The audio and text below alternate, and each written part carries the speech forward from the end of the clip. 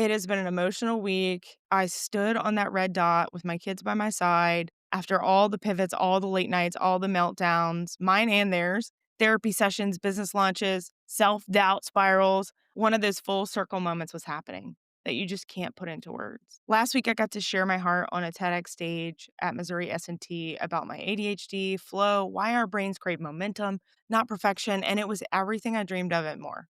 The energy, the people, the message, every single bit of it reminded me that what we go through isn't wasted. It's preparing us for the impact we're meant to have.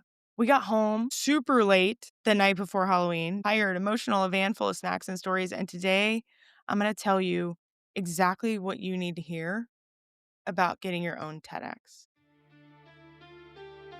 Yeah. Yeah. Yes. Yo, it's Alyece, say it right, no cap. ADHD CEO, yeah, we run this track. Systems that slap, brains built different. We make sales in our sleep, yeah, the hustle's efficient. This ain't fluff, nah, this is strategy raw for the ADHD. Minds breaking every law. Hit subscribe, don't miss a single show. We're running on dopamine, let's go. Let's go. Let's go.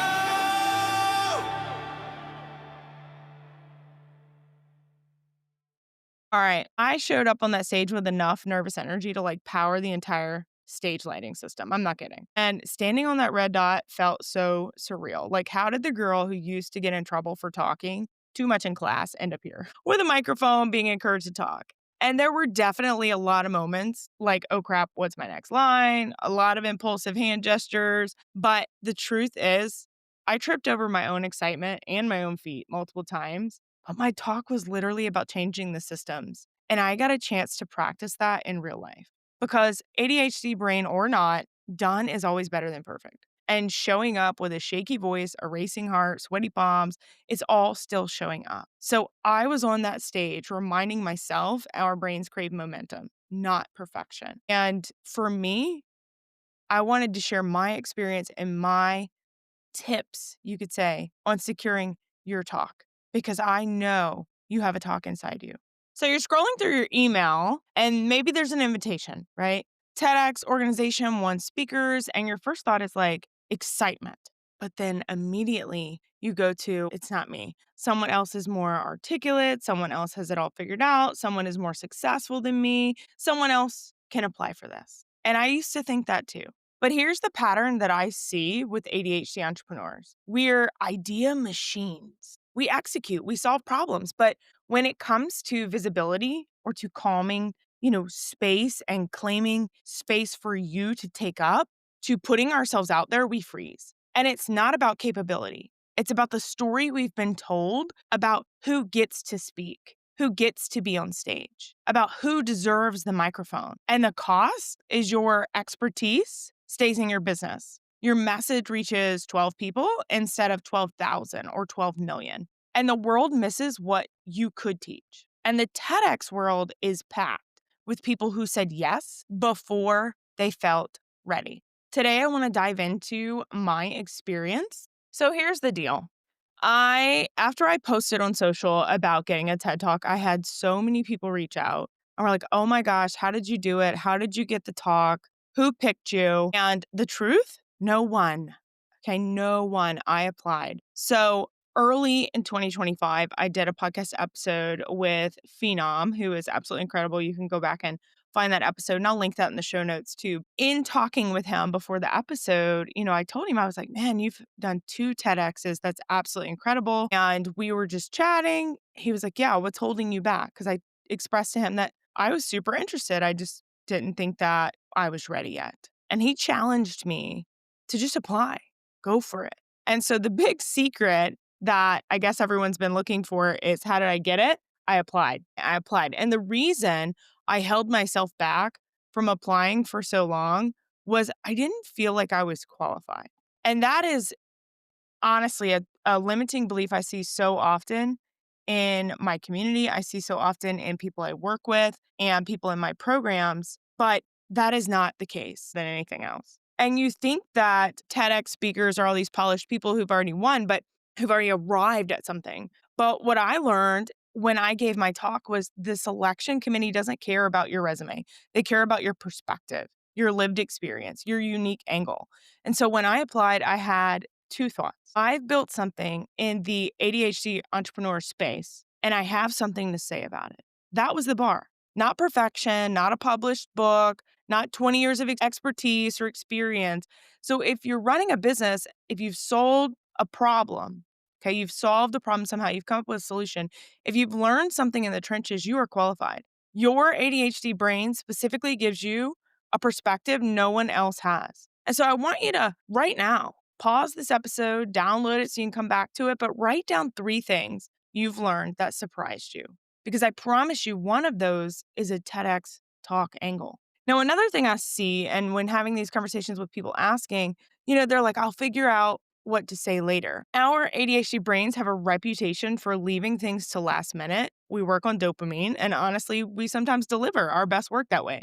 But TEDx is a little bit different, okay? The application process forces clarity. You have to articulate your idea in an application, sometimes in a sentence, in a pitch. When I did my application, they wanted a pitch video that was 2 minutes on the dot, and they tell you, we stop watching after 2 minutes. So you have to get really, really clear on how to condense your idea very quickly. And that process, it's actually genius for our brains because it creates urgency and structure, but we often over explain to make sure people understand us. And so you have to get really clear on what your talk is about, what your ideas are about in order to condense it to 2 minutes. And so I built my academy specifically because I realized people with ADHD needed frameworks that don't feel super restrictive. And the application process for TEDx is kind of like that. It's a container and it forces you to think before you're on stage. The talk itself became easier because you've already done the hard thinking. And so when you got your ideas down for a TEDx, spend 15 minutes writing your talk idea as if you're pitching it to a friend, not polished, but raw. Because I assume most TEDx's will do this. But once accepted, I was assigned a coach and we worked over the next couple months because your talk is limited in time. You don't get an hour up there to explain. And so a lot of what we did working with my coach, Lisa, who was absolutely incredible, by the way, was really getting my ideas in a structure that were understandable to anyone that watches it without trying to over explain the idea because you're super limited on time. And so, yeah, I had these thoughts like, what if they say no? And if I'm being fully transparent, I applied for 3 and I only got accepted for 1. And that's tricky because it's, rational. They may say no on some applications. The acceptance rate definitely isn't 100%, but what doesn't make sense is using the possibility of no as a reason to not apply. And so that's fear really dressed up as logic. And so when I was building like my unmasked community in Telegram, okay, and I'll put the link to the show notes for those of you who aren't in that community, I had to get really uncomfortable with putting myself out there. I had to get comfortable getting uncomfortable. I had to get comfortable with rejection, with judgment, with people saying that's not for me. And it really is freeing when you can get to that point because the people who did say yes, they find exactly what they need. And so TEDx saying no doesn't mean your idea isn't good. It means it wasn't the right fit for that event. Some of these events have certain themes and things like that, but that year, that committee, apply to another one. Research 3 TEDx events that you want to go to in your area or outline. 3 specific ideas you have and find a TEDx that fits them. Because if you believe you have to be famous to deserve a platform, that myth is what keeps people with real things to say in silence. And you don't need a podcast with 100,000 listeners. You don't need an Instagram following. You need an idea worth sharing. And TEDx specifically selects those fresh voices for people who aren't already on every major platform. They want the person who's been quietly doing good work, not the influencer recycling trends. And so your business doesn't have to be at some certain point necessarily to get chosen. I was telling myself, I'm not successful enough.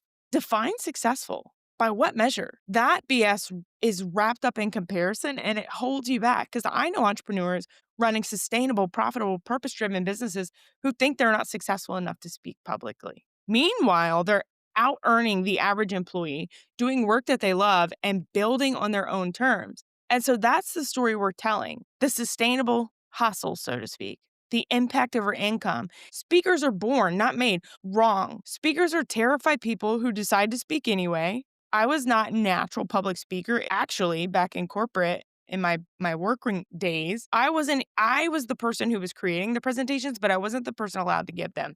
Now, do I think that was right? No, because I do think I was a decent speaker even then. But going through this process of TEDx, I thought way too much before I talked. I rewrote my notes obsessively. But when I got on that stage, something really shifted because I knew my material and because I was speaking from a place of passion, not performance. And so I do remember the day that I submitted my application for Missouri S&T, and I talked about, again, not doing it for months until my friend I did an interview with was like, "Yo, do it today." Ideas floating around in my head, but I kept waiting for permission for this like perfect moment for someone to tell me I was ready. And it wasn't until I realized no one was coming to give me permission. Now, Phenom kind of did that in a way of pushing me, but I hit submit on that application at 11:47 PM on the deadline, okay, with a talk idea I was still nervous about, with an application that wasn't perfect, with imposter syndrome screaming in my head, and I got selected. Not because I was the most polished, not because I had the best credentials, because I sent it in. So, in case you've never listened to any of my episodes, I like to be very tactical. So, I'm gonna give you 5 strategies to go from "I want to "I did it."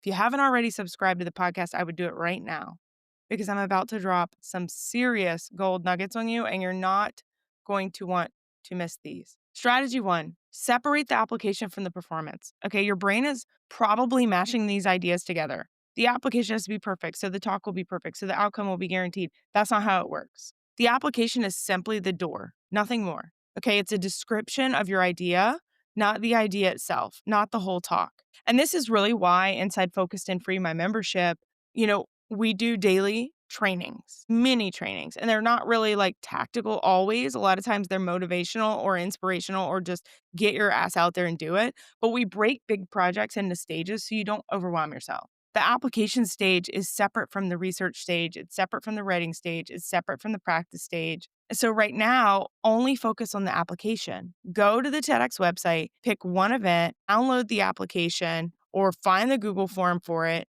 read it, and apply.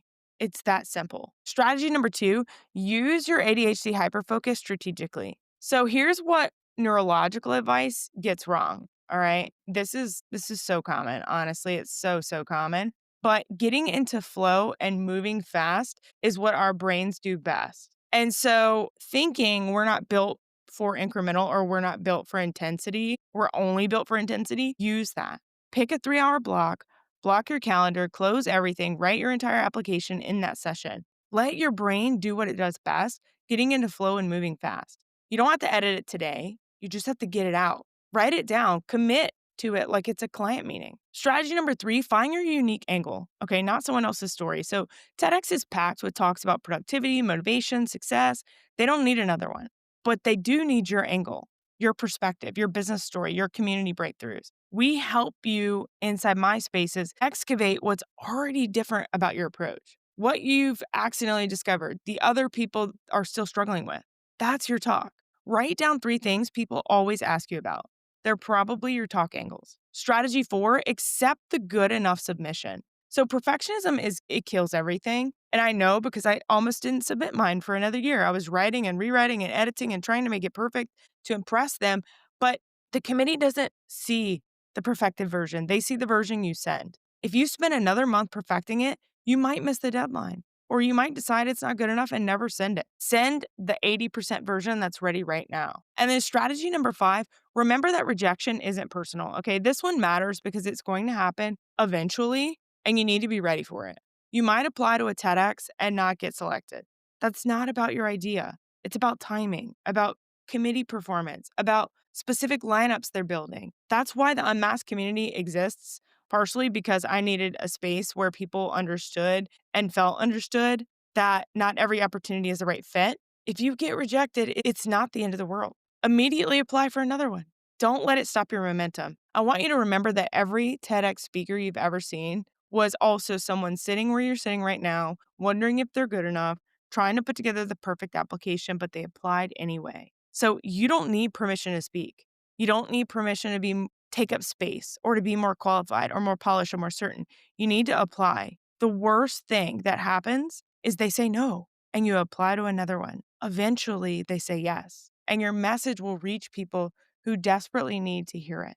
There's someone in your audience right now who needs your perspective on your solution, on building what you help them build, on doing things differently. That person's waiting for you to show up. So here's my permission in case you needed it from someone. Apply, apply. I absolutely cannot wait for my talk to go live. It probably will be 2 months from now. Make sure you're on my email list so you can get all the information about that. If you're not already on the wait list for Flow First Thinking, my book that's going to be coming out is built around what I talked about in my talk. I cannot wait to release this book. Make sure you check the show notes for the link to jump on that wait list. And until next time, as always, if you got any value out of this episode at all, please leave us a review. It's the absolute best compliment you can give. Take a screenshot of you listening to this thing, throw it in your stories, tag me at socially.awesome on IG. I want to share you, I want to celebrate you for plugging into your business. And until next time, make it simple, make it social, make it awesome.